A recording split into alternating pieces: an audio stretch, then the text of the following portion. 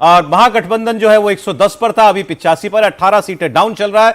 58 पर आरजेडी खुद ही एक ही इंजन लगा हुआ है सारे डिब्बे खींचने में। प्रॉब्लम वहां पर ये दिखाई दे रही है। प्रॉब्लम नहीं है, ये उन्होंने कहा था कि हम इंजन है, तेजस्वी यादव ने कहा था, ये बयान दिया था कि हम इंजन है। पर एग्जिट पोल वाले काफी खुश होंगे क्योंकि उनका जो लोअर फिगर था 133 130 उसके आसपास तो जो है इंजन था, पीछे डब्बे नहीं थे। डब्बे ही नहीं थे। उन्होंने इससे नाराजगी हुई। ट्रेन कैसे बनेगी? सचमुच रजत जी, इस बात से नाराजगी। उन्होंने कहा कि यादव इंजन बनेगा, तो बाकी जातियों को लगा कि भाई तुम इंजन बनोगे तो हम लोग कब तक डब्बा बन के। और अजीत जी, आप इस बात को, आपको लगता है कि ये जो सीटें आरजेडी जीत रही है, ये वो सीटें हैं अगर वो चुनाव में घर बैठते तो भी जीत जाते? एग्जैक्टली। ये वो लोग हैं जिनको हर हालत में बीजेपी को हराना है, उन सीटों पर इक्वेशंस ऐसे। एग्जैक्टली वैसी ही सीटें अभी होंगी, और उसके अलावा जो दूसरी सीटें अभी बढ़त होंगी वो कम हो जाएंगी। आप देखिएगा अभी वो वैसी सीटों पर बढ़त कम हो जाएगी। दानापुर पर आरजेडी लगातार आगे चल रही है, रामकुमार यादव पीछे चल रहे हैं। ये मुश्किल होगा, ये कलर कंटिन्यू रखना ये मुश्किल होगा। वो चेंज होगा, कमबैक होगा, ये कमबैक होगा। वो कम हो सकता है रामकृपाल यादव का, क्योंकि वो एसआईआर के सबसे ज्यादा असर वाला इलाका वो सीट हो सकता है।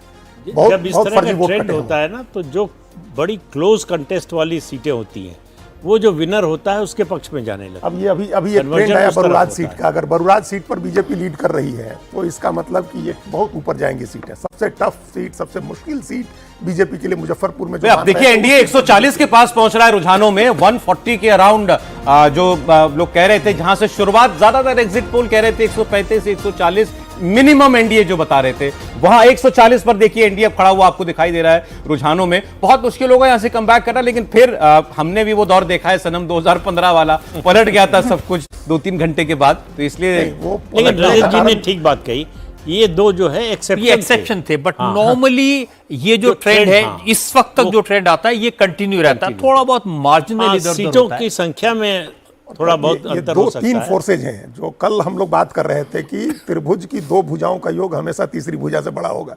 उस समय जेडीयू आरजेडी साथ में थे 2015 में। ट्रेंड जो दिखाया गया अल्टीमेटली हुआ वही जो दोनों के मिलने से होना था। हाँ, बिल्कुल। इस बार जेडीयू बीजेपी साथ में है तो इन दोनों को बढ़त होनी। 144 पर इंडिया इस वक्त आगे, 20 सीट ऊपर पिछली बार से, और 21 सीट डाउन महागठबंधन चल रहा है। और इंडिविजुअल में देखिए बीजेपी ने लंबी छलांग लगाई है, 68 सीटों पर भारतीय जनता पार्टी अपने दम पर आगे चल रही है, 59 पर जेडीयू आगे चल रही है। उधर आप देखें तो आरजेडी 58 सीटों पर आगे चल रही है। पिछली बार 75 सीटें आरजेडी जीती थी खुद, तो अभी उसको बड़ी मेहनत करनी पड़ेगी वहां तक पहुंचने के लिए।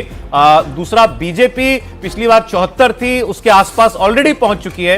जेडीयू अभी से ही पिछली बार की 43 से काफी आगे सीटों पर दिख रही है। ये ट्रेंड अभी बदलेगा, क्योंकि ये हो नहीं सकता है कि आरजेडी अपनी सीटें लूज कर रही हो और कांग्रेस वहां तक पहुंच जाए जहां पिछली बार पहुंची थी। अभी कांग्रेस की 14 सीटें दिख रही हैं, वो संभव नहीं लग रहा है। अगर हुआ ये तो क्या, इसका क्या मतलब है? तो राहुल गांधी मतलब है कि कांग्रेस के लोगों, कांग्रेस मतलब और धोखा हुआ तेजस्वी यादव के साथ कांग्रेस की तरफ से। कांग्रेस के समर्थक और बिल्कुल ही नहीं गए उनके साथ। ये होगा कि कांग्रेस को कुछ फॉरवर्ड का वोट भी मिला जो आरजेडी को नहीं मिलता है, दलित का वोट कांग्रेस को मिला जो आरजेडी को नहीं मिला। कांग्रेस कहेगी हमको और सीट आपको देनी चाहिए थी। हाँ, इस बार कह सकते हैं। पिछली बार तो कहा जा रहा था अगर ऐसा हो गया तो उसके बाद तो बिग ब्रदर के रोल में आ ही जाएंगे आगे के चुनाव के लिए। उसके बाद तो मानेंगे, डायनेमिक्स गठबंधन का चेंज हो जाएगा।